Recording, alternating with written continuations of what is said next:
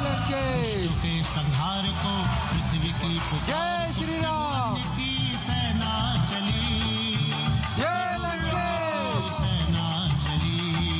जय श्री राम जय लंकेश जय श्री राम जय लंकेश पाप के विकार में जय प्रभु अति अंधकार में जय लंकेश। पंडित राजकुमार शास्त्री जी मौजूद हैं। पंडित जी, ये तस्वीरें तो हम देख रहे हैं, ये दृश्य तो हम दिखा रहे हैं, लेकिन आप दशहरे पर थोड़ा सा प्रकाश डालिए, असत्य पर सत्य की विजय। देखिए, आपने बहुत ही सुंदर प्रश्न किया है और दशहरा का जो शुद्ध नाम है वो है विजयदशमी। विजयदशमी का अर्थ है कि जिस दिन रावण के 20 भुजाएं हैं और 10 सिर हैं, ऐसे 10 सिर और 20 भुजाओं वाले अत्याचारी पर इस देश के यशस्वी और जिनको हम भगवान ही मानते हैं और भगवान ही हैं, रामस्तु भगवान स्वयं, राम स्वयं भगवान हैं, उन्होंने उस अत्याचारी पर विजय प्राप्त किया। देखिए, वास्तव में ये रावण कौन है? ये पहले भगवान के वैकुंठ धाम में निवास करने वाले जय और विजय हैं। अब आज की स्थिति में एक समय था जब ब्राह्मण कुल में इन रावण और कुंभकर्ण का जन्म हुआ। उसके बाद क्षत्रिय कुल में ये पापी जो है क्षत्रिय कुल में आए, जिनको हिरण्यकश्यप, हिरण्याक्ष और कंस, दंतवक्त्र, ये सभी शिशुपाल के नाम से जाना गया जी। और आज की स्थिति में आप देखिए कि घर घर में इस प्रकार के अत्याचारी पैदा हो रहे हैं जो कि देश की गरिमा को नष्ट करना चाहते हैं। और इसके लिए मैं आपके चैनल के माध्यम से जी मंदिर प्रकोष्ठ को बहुत धन्यवाद करता हूं, जो सनातन धर्म के लिए काम कर रहा है, और करनैल सिंह भी बहुत तन मन धन से उसके लिए काम कर रहे हैं। देश के यशस्वी प्रधानमंत्री जी जो सनातन के लिए काम कर रहे हैं, देश के लिए काम कर रहे हैं। नेशन फर्स्ट इनका एक संकल्प है कि देश हमारे लिए प्रथम है और इसके बाद जो है ये बाकी चीज़ें, पार्टी सेकंड है और बाकी चीज़ें थर्ड में आती हैं। तो ऐसी स्थिति में देखिए, मैं आपको बतलाता हूँ कि ये बहुत ही प्रशंसनीय प्रश्न है। और विजयदशमी का अर्थ है जिस समय भगवान श्री राम और रावण युद्ध के लिए सामने बैठे हुए खड़े हुए हैं। रावण अपने रथ पर सजा जो है अनेक प्रकार के अस्त्र शस्त्रों को लेकर के आता है और भगवान श्री राम से युद्ध करने के लिए रथ पर चढ़ करके आता है। और वहाँ पर भगवान श्री राम के पास में ना तो रथ है और ना ही कोई सारथी है, केवल एक धनुष बाण है और एक तरकस है जिस पर भगवान श्री राम लेकर के युद्ध के लिए खड़े हैं। अब ऐसी स्थिति में जब एक पूरे रथ से सजा हुआ और धनुष बाण अस्त्र शस्त्रों से सजा हुआ रथ जिसके पास में है और उस दूसरे के पास में ना रथ है ना सारथी है, केवल एक तरकस और से भरा हुआ, जो बाण से भरा हुआ तरकस है और हाथ में धनुष बाण है, ऐसे दोनों विपरीत परिस्थिति में जो दोनों कोई मुकाबला नहीं है युद्ध का, क्योंकि युद्ध में दोनों बराबर के जो है टक्कर के योद्धा होने चाहिए और वहाँ पर ऐसी स्थिति नहीं थी। तो वहाँ पर विभीषण अत्यंत अधीर हो जाते हैं और वो अत्यंत चिंतित होकर के भगवान श्री राम के चरणों में जाकर के गिरते हैं और भगवान श्री राम से निवेदन करते हैं कि प्रभु, आप इस रावण जो कि अनेक प्रकार के अस्त्र शस्त्रों से सुसज्जित है और रथ पर बैठा हुआ है, उसका सारथी है जो कि रथ को चला रहा है और आपके पास बहुत सुंदर तस्वीरें होती हैं ये पंडित जी। और इसमें ये मान्यता जो सदियों सदियों से हमारे समक्ष आती रही, चाहे प्रधानमंत्री हो चाहे कोई आम व्यक्ति हो, वो हर व्यक्ति ये समझता है कि सामने भूमिका नहीं निभाई जा रही है, वही ईश्वर साकार है जो भूमिका निभाते भी हैं, राम का, लक्ष्मण का, वो सब उस एक भूमिका की सारी बिंदुओं पर ध्यान देते हुए। और इसीलिए जब प्रधानमंत्री स्वयं वहां पर आरती करते हैं, आज प्रधानमंत्री नरेंद्र मोदी हैं वहां पर जो कि आरती कर रहे हैं, भूमिका अदा करने वाले सभी कलाकारों की, तो उनके लिए वो साक्षात श्री राम हैं, लक्ष्मण हैं, सीता जी हैं। बिल्कुल ठीक कह रहे हैं आप, भगवान श्री राम के प्रतिरूप में। और देखिए, यदि आप, मैं स्पष्ट बतलाता हूं, यदि आप किसी की नकल करते हैं, चाहे नकल ही कर रहे हैं आप, बार बार जब आप उसकी नकल करेंगे तो आप वैसा ही बन जाएंगे। इसलिए कहा गया है, स्मृतियां कहती हैं, वेद कहते हैं कि राम जैसा आचरण करो, रावण के जैसा आचरण नहीं करना। और वाणी रसवती यस्य सफलम तस्य जीवनम, जिसकी वाणी रसवती है, भगवान श्री राम की वाणी में रस है, विनम्रता है, इसलिए। और रावण की वाणी में विनम्रता नहीं है, रस नहीं है, वह केवल स्वार्थ से, क्रोध से, अहंकार से, और उसके जो 10 सिर हैं वो अहंकार का ही प्रतीक हैं, क्योंकि 10 हमारी जो शरीर की इंद्रियां हैं वो अहंकार का प्रतीक हैं। काम का है, क्रोध का है, लोभ का है, अहंकार का है, ये सभी। तो यदि आप बार बार किसी की नकल करते हैं, रावण की स्थिति यही है। रावण को जब सीता का हरण करना चाहता है और वह अपने मामा मारीच के पास पहुंचता है, वो कहता है कि मुझे सीता का हरण करना है।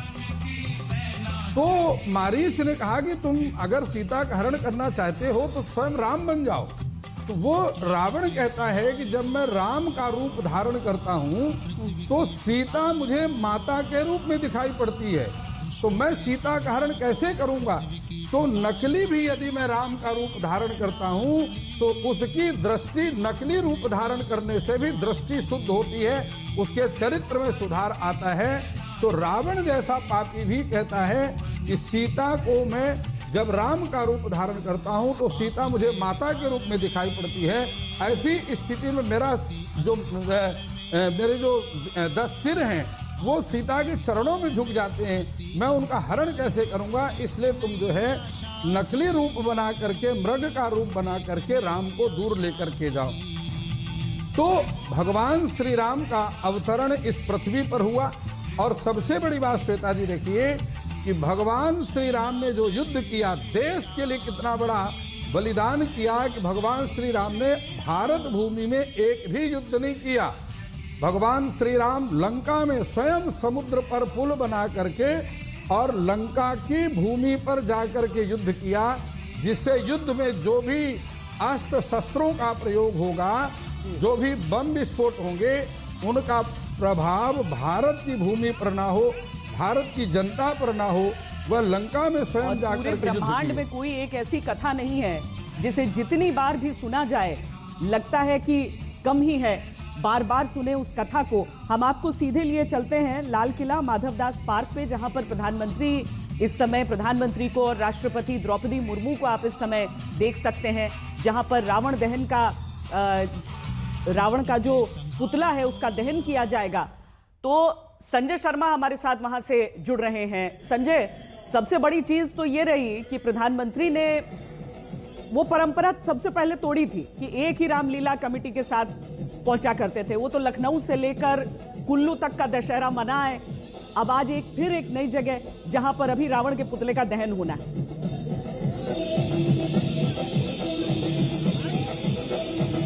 जी हाँ, बिल्कुल। और मैं चर्चा सुन रहा था, उसके मुताबिक मुझे ये लगता है कि रामलीला में सारे दर्शकों को सदियों से पता है, छोटे से लेकर बड़े तक, अब इसके बाद ये होगा, इसके बाद ये होगा, इसके बाद ये होगा। लेकिन इसके बावजूद इतने सदियों से रामलीला उतनी ही रोचक है, जितनी बार देखिए उतनी रोचक है। और लोग ये मानते हैं कि जो राम, लक्ष्मण और जो भी चरित्र निभाते हैं, इसलिए उनको स्वरूप कहा जाता है। ये कहा जाता है कि रामचंद्र के अब दैवत के स्वरूप है, ये उनके रूप है। जैसे शालिग्राम को विष्णु का स्वरूप मानते हैं, नर्मदेश्वर को शिव का स्वरूप मानते हैं, वैसे ही और अभी भी रामलीला पे जैसे ही आरती होती है, हजारों लोग राम लक्ष्मण के पांव छूने आते हैं। और जब तक वो स्वरूप है, जब तक उनके ऊपर से तिलक है, तब तक वो स्वरूप है। और जैसे ही तिलक पोंछा जाता है, तिलक हटाया जाता है, उसके बाद ना तो स्वरूप किसी को पांव छूने देते हैं, ना वो किसी तरह से किसी कोई इंटरटेन नहीं करते। यानी जब तक वो स्वरूप में है, तब तक वो राम जी के स्वरूप हैं, लक्ष्मण है, हनुमान है, सीता है, अंगद है, विभीषण है, लेकिन इसीलिए सदियों से रामलीला इसीलिए सुपूजित है, इसीलिए लोगों में कौतूहल है कि सबको सब पता है कि क्या होने वाला है, लेकिन इसके बावजूद लोग इसमें दिलचस्पी रखते हैं, उत्साह से देखते हैं। अब रावण मरेगा, अब राम जी का वनवास होगा, अब दशरथ मरण होगा, सबको सब पता है।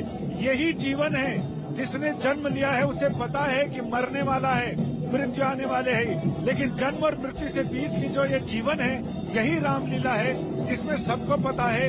हालांकि जीवन में और रामलीला में अंतर यही है, क्या होगा ये पता नहीं, लेकिन आखिर क्या होगा, अंत क्या होगा, ये सबको पता है। तो यही वो जीवन है, यही वो रामलीला है जिसके बारे में लोग कौतूहल के साथ सदियों से, पीढ़ियों से और आगे आने वाली पीढ़ियों तक ये ऐसे ही सिलसिला चलता रहेगा। ये हम आपको अलग अलग जगह की भी तस्वीरें दिखाते हैं, क्योंकि सबसे पहले सूर्यास्त के साथ अगर हम उस क्रम से देखें तो पूर्वी भारत के पूर्वी हिस्से में सबसे पहले आपको वो तस्वीरें आने लगती हैं, जो पटना की तस्वीर हमेशा से ही सबसे पहले आ जाया करती है पंडित जी। हालांकि ये भी कहते हैं ना, कोई वो नहीं होता इसका कोई। अब देखिए यहाँ पर वो घड़ी जहां प्रधानमंत्री और राष्ट्रपति दोनों एक साथ यहाँ पर तीर धनुष से सांकेतिक रूप से यहाँ पर रावण के पुतले का दहन करेंगे। रावण, मेघनाद, कुंभकर्ण, ये पुतले। सियापति रामचंद्र भगवान की जय। तो प्रधानमंत्री हर वर्ष ऐसा होता है कि एक न एक जगह ऐसी, एक न एक जगह ऐसी जहां पर रामलीला का मंचन चल रहा हो, जिसका अंत होता है रावण के पुतले के दहन के साथ। और वो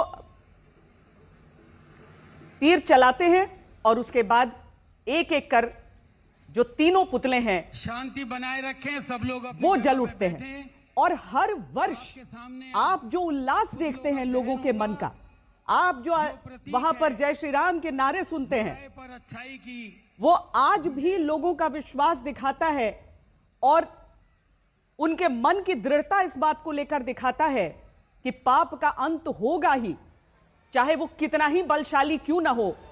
यहां पर भी आप देखिए एक एक करके क्रम में ये पुतले, और अंत में फिर रावण का पुतला जलता है। देखिए श्वेता बहन, और इसमें बहुत बड़ी बात और है कि कुसंगति का प्रभाव ऐसा है कि जो उस संगति में पड़ता है उसका भी विनाश हो जाता है। देखिए आपको मैं बता दूं कि पूरे राम रावण युद्ध में, और जितने दिन 40 दिन तक ये युद्ध चला, इस 40 दिन के युद्ध में मेघनाद जैसा चरित्रवान व्यक्ति भी मारा गया। मेघनाद जैसा चरित्रवान व्यक्ति दुनिया में दूसरा पैदा नहीं हुआ। कुंभकर्ण जैसा वैज्ञानिक दुनिया में पैदा नहीं हुआ आज तक। वह भी रावण की कुसंगति के कारण। मैं आपको एक रामायण की चौपाई सुनाता हूं जो बहुत ही प्रभावी है। और उसमें था कि उसकी पत्नी थी पतिव्रता, जो सती जगत ने मानी थी, वह भी पत्नी व्रत रखता था, महलों में और न रानी थी। ये मेघनाद के बारे में लिखा है रामायण में कि ऐसा चरित्रवान व्यक्ति था मेघनाद कि जिसका पूरा जीवन, और जिस समय वह युद्ध भूमि के लिए जाता है उस समय माता के मन में भाव उत्पन्न हो जाता है, पुत्र स्नेह के कारण नेत्रों में आंसू आ जाते हैं। वहां पर मेघनाद अपनी माता को प्रणाम करते हुए कहते हैं कि माता, यदि आपके नेत्रों में आंसू आ गए तो मैं अपने पिता की सेवा से वंचित रह जाऊंगा। इसलिए मेरे पिता ने युद्ध भूमि पर और मुझे जाने का आदेश दिया है। यदि आपके नेत्रों में आंसू होंगे तो मैं उस भूमि पर जा करके और वीरता का प्रदर्शन कैसे करूंगा। इसलिए मैं पिता की आज्ञा को मानते हुए, पिता के भाव को और पिता की मदद को करते हुए, जिसके लिए पुत्र का जन्म होता है, मैं युद्ध भूमि में मारा जाऊं उसकी परवाह नहीं है, लेकिन कहीं उस समय आपके नेत्रों के आंसू मुझे याद न आ जाएं। इसलिए अपनी माता को प्रणाम करके वो कहता है कि आप मुझे विजयी होने का आशीर्वाद दीजिए। तो ऐसा चरित्रवान जिस मेघनाद के कारण स्वयं वशिष्ठ जी कहते हैं कि राम जिस समय अयोध्या में आने के उपरांत, राज तिलक के उपरांत, वशिष्ठ जी कहते हैं कि आपने रावण को मार दिया, इस पर हमें कोई संशय नहीं है। मेघनाद को आपने मार दिया, उस पर भी हमें कोई संशय नहीं है, लेकिन आपने कुंभकर्ण को मार दिया, उस पर कोई संशय नहीं है, लेकिन मेघनाद को आपने कैसे मार दिया? मेघनाद को मारना क्योंकि इतने वरदानों का धनी था वह कि जो 14 वर्ष तक भोजन नहीं करेगा। लेकिन जैसा कि आपने कहा, जो बुराई की संगति में भी है उसका भी अंत ऐसे ही होता है। मेघनाद, कुंभकर्ण, रावण एक एक कर आज उनके पुतले ही सही, लेकिन धू कर अभी आपको अग्नि के लपटों में वहां पर दिख रहे हैं प्रधानमंत्री नरेंद्र मोदी, राष्ट्रपति द्रौपदी मुर्मू, जिन्होंने तीर चलाकर और पुतला दहन की शुरुआत की थी। अब वो तालियां बजा रहे हैं, मानो जो छोटे छोटे बच्चे भी वहां पर रहते हैं, जो सब इस अपेक्षा के साथ आते हैं कि आज रावण को जलते देखेंगे, और उसके साथ ये सीख लेकर जाते हैं कि मन के रावण को मारो, समाज के रावण को मारो। जी बिल्कुल, बहुत बड़ी बात आपने कह दी है। और देखिए, रामलीला वह लीला है जो सनातन को मजबूत करती है, बल देती है और संस्कार देती है, क्योंकि रामलीला के माध्यम से अपने इतिहास का ज्ञान होता है और उससे संस्कार आते हैं कि हम राम के जैसा आचरण करें। कि प्रातः काल उठ के रघुनाथा, मातु पिता गुरु नावहि माथा, आयसु मांगी करहि सब काजा। भगवान श्री राम प्रातः काल उठ करके माता पिता को प्रणाम करते हैं, गुरु को प्रणाम करते हैं। आप ये देखिए कि रावण और राम में अंतर क्या है। राम अपने माता पिता को भगवान मानते हैं, उनको प्रणाम करते हैं, उनका सम्मान करते हैं और उनकी आज्ञा का पालन करते हैं। लेकिन रावण क्या है कि माँ नहीं मात, पिता नहीं देवा, साधुन सन करवा वही सेवा, जिनके असीमति सहज भवानी, ते जानहु निसीचर सब प्राणी। रावण माता पिता को देवता नहीं मानता, साधु संतों को देवता नहीं मानता, महापुरुषों को का सम्मान नहीं करता, अपितु उन ऋषियों का खून टैक्स के रूप में, कर के रूप में लेकर के घड़े में भर करके ले जाकर के जनक जी के राज्य में दबा दिया। तो ऐसा यही अंतर है कि आज तक हम रावण का जो है पुतला दहन करते हैं और भगवान राम की आज तक मूर्तियों की पूजा की जाती है, मंदिरों में स्थापना की जाती है और उनमें हम भगवान का स्वरूप मानते। वो भगवान है ही, रामस्तु भगवान स्वयं, राम स्वयं भगवान। जो हम वहां से आपको धार्मिक लीला कमेटी, श्री धार्मिक लीला कमेटी परेड ग्राउंड दिल्ली की जो तस्वीरें दिखा रहे हैं, जहां पर प्रधानमंत्री और राष्ट्रपति पहुंचे हैं आज के आयोजन के लिए, वहां पर राजा राम राजा के रूप में नहीं, राम सन्यासी के रूप में जब वनवास पे निकले थे और रावण का अंत करने के बाद ही, अपने वनवास के काल को पूर्ण करने के बाद ही अयोध्या नगरी के लिए निकले थे। ये समय बहुत विशिष्ट होता है भारत में।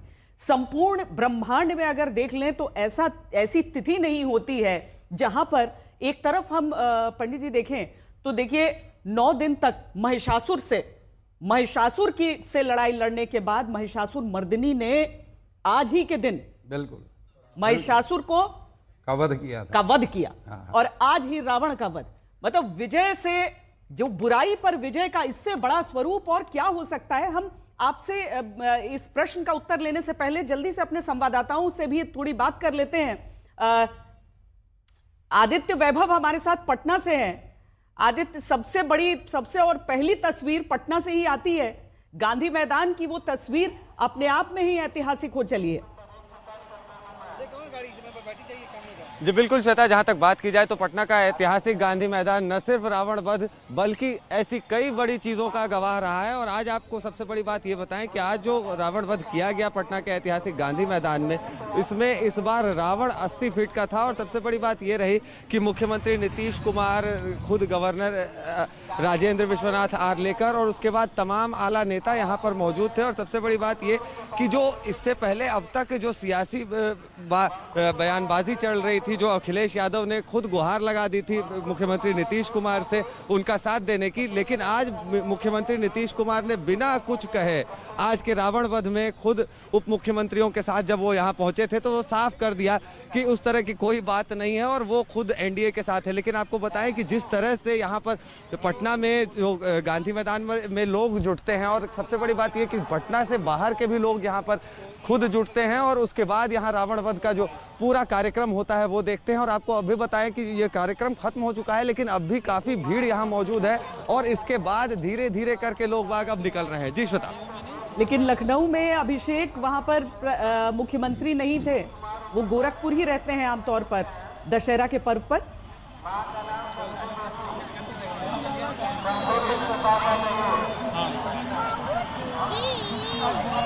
का आवाहन करते हैं, वहाँ पर उनका पूजन होता है, कन्या पूजन होता है। लेकिन लखनऊ की अगर हम बात करें, ऐशबाग की रामलीला गोस्वामी तुलसीदास के द्वारा शुरू की गई इस रामलीला का जो वर्णन है वो मिलता है और इतिहास गवाह है कि 130 से ज़्यादा वर्ष हो चुके हैं इस रामलीला को, और ये अनवरत ये रामलीला का जो मंचन है वो लखनऊ में लगातार चलता हुआ आ रहा है। तस्वीर हम आपको दिखा देते हैं। अब से कुछ ही देर में रामलीला का जो मंचन है वो अब से कुछ ही देर में शुरू होगा। हालांकि रावण दहन का जो समय है वो यहाँ पर थोड़ा आगे है, यानी कि 8 बजे के बाद ही रावण का दहन होगा। रावण पर अगर हम नजर डालें तो इस बार का जिस विषय पर रावण का दहन होना है वो है दरिंदगी। कोलकाता की घटना ने पूरे देश को झंझोड़ के रखा और उसी घटना को का दमन करते हुए, उससे सबक लेते हुए आज दरिंदगी, कट्टरता और अराजकता के प्रतीक इस रावण का दमन किया जाएगा, दहन किया जाएगा। और लखनऊ के ऐशबाग रामलीला मैदान के रामोत्सव में आज यही रावण आप जलता हुआ दिखाई देगा। लेकिन प्रासंगिक भी है आज के समय में जिस तरीके की घटनाएं देश और तमाम धुरियों में देखने को मिल रही हैं, कहीं ना कहीं उनसे सबक लेने का ये प्रसंग है। कहीं ना कहीं बुराई पे अच्छाई का जो प्रतीक ये पर्व है और महत्वपूर्ण इसलिए भी हो जाता है क्योंकि आज नवरात्रि खत्म हो रही है। संयोग भी है क्योंकि नवमी और दशमी का भी एक जो है बेजोड़ मेल इस बार देखने को मिला है। दुर्गा विसर्जन कल हो रहा है, लेकिन आज रावण का दहन भी जो है वो अब से कुछ ही देर में होगा। तो कहीं ना कहीं उसको लेकर उत्साह है और लखनऊ के ऐशबाग मैदान में अब से कुछ ही देर में रामलीला के मंचन के साथ अराजकता और दरिंदगी और कट्टरता के प्रति इस रावण का दहन किया जाएगा। जी पंडित राजकुमार शास्त्री जी, क्या कोई मुहूर्त तो होता नहीं है रावण के पुतले के दहन का, या होता है? नहीं, देखिए इस वर्ष की यदि हम बात करते हैं तो सायंकाल में 5:52 से रावण वध का समय जो है वो आरंभ होता है और वह जाकर के 7:30 बजे तक चलेगा। अच्छा। देखिए मैं आपको बतलाता हूं यह मुहूर्त की बात क्यों आती है कि रात्रि के समय दैत्य शक्तियां बढ़ जाती हैं। तो राम और रावण का जिस समय युद्ध हो रहा था उस समय देवता आकाश मंडल में आते हैं और वो कहते हैं कि प्रभु आपने रावण को बहुत खिला लिया, और ये 10 दिन से 40 दिन तक राम रावण के युद्ध में 32 दिन तक राम और राम की सेना और रावण की सेना ने युद्ध किया और 10 दिन तक अकेला रावण ने राम से युद्ध किया। रावण कोई सामान्य योद्धा नहीं था, वो तो स्वयं वैकुंठ धाम में भगवान का ही जय और विजय के नाम से और उनका पार्षद ही था। तो भगवान के साथ में 10 दिन तक युद्ध किया। तो देवता आकर के भगवान से प्रार्थना करते कि आपने इसको बहुत जो है खिला लिया युद्ध में, अब आप इसका वध कीजिए, क्योंकि यदि रात्रि का समय आ गया तो रात्रि के समय दैत्य शक्तियां बढ़ जाती हैं। तो देवताओं की प्रार्थना से भगवान ने इस मुहूर्त में रावण का वध किया, जो कि इस वर्ष सायंकाल में 5:52 से आरंभ होकर के और 7:32 तक रहेगा। ये पूरा समय है। स्थिति यहां पर यह है कि देखिए रावण के वध के पीछे बड़ी बात यह है कि किसी ने पूछा कि रावण का वध बहुत पराक्रमी था, रावण का वध क्यों हो गया? रावण ने स्वयं कहा कि राम मैं कोई सामान्य योद्धा नहीं था, उसके बाद भी तुम्हारी युद्ध में विजय हुई। उसका कारण यह है कि युद्ध के समय तुम्हारा भाई तुम्हारे साथ में है और मेरा भाई मेरे साथ में नहीं है। यदि मेरा भाई मेरे साथ में होता और आपका भाई आपके साथ में होता तो आपको लंका पर विजय इतनी आसान नहीं थी। रामस्तु भगवान स्वयं, राम तो स्वयं भगवान हैं, उनके लिए तो कोई भी कठिन कार्य नहीं है लंका पर विजय प्राप्त करना।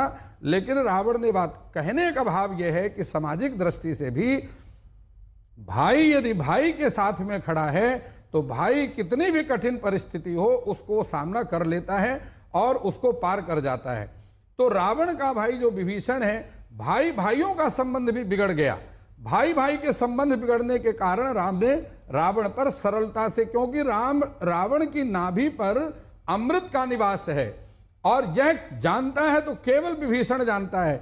यद्यपि भगवान से कुछ भी छिपा हुआ नहीं है, लेकिन जिस समय भगवान बार बार रावण की भुजाओं को काट देते हैं, रावण के सिर को काट देते हैं, तो वहां पर उसके बाद फिर भगवान शंकर के वरदान के कारण उसकी भुजाएं वापस आ जाती हैं और उसका सिर वापस आ